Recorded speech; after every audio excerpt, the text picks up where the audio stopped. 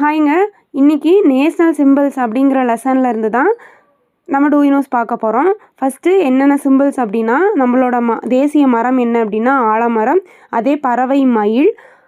ஆறு எது அப்படின்னா கங்கை ஆறு. நீர்வாழ் உயிரினத்தில் எது தேசிய நீர்வாழ் உயிரினம் அப்படின்னா ஆற்று ஓங்கல், அதாவது டால்ஃபின். அதுக்கப்புறம் ஊர்வனவற்றில் எது அப்படின்னா ராஜநாகம், கோப்ரா. மலர் எது அப்படின்னா தாமரை. விலங்கு எது அப்படின்னா புலி. ஹெரிடிட்டரி அனிமல், அதாவது பாரம்பரிய விலங்கு எது அப்படின்னா யானை.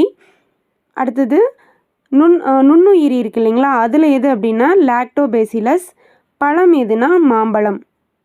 அடுத்தது நம்மளோட நேஷ்னல் ஆந்தம் இருக்கு இல்லையா, அதை ஃபஸ்ட்டு எப்போ பாடியிருப்பாங்க அப்படின்னா டிசம்பர் 27, 1911 அப்போ கொல்கத்தாவில் நடந்த ஒரு காங்கிரஸ் மாநாட்டில் தான் முதல்ல அதை பாடியிருப்பாங்க.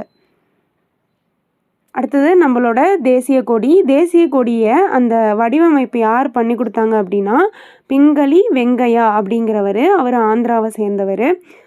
அதே மாதிரி நமக்கு சுதந்திரம் கிடைச்சதுக்கு அப்புறமா எங்கே நம்ம தேசிய கொடியை நெஞ்சாங்க அப்படின்னா குடியாத்தம் அப்படிங்கிற இடத்துல. அது எங்கே இருக்குது அப்படின்னா வேலூர் டிஸ்ட்ரிக்டில் இருக்குது. அங்கே தான் ஃபஸ்ட்டு அதை நெஞ்சாங்க. அடுத்தது அந்த நெய்யப்பட்ட கொடியை தான் பார்த்திங்க அப்படின்னா ஜவஹர்லால் நேரு ஆகஸ்ட் 15 ரெட் ஃபோர்ட்டில் ஏற்றிருப்பார். அது இப்போ எங்கே வச்சுருக்காங்க அப்படின்னா புனித ஜார்ஜ் கோட்டை, சென்னையில் வச்சுருக்காங்க.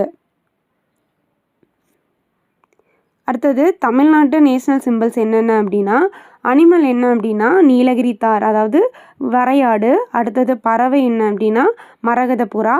மலர் என்ன அப்படின்னா செங்காந்தல் மலர். மரம் என்ன அப்படின்னா பனை மரம்.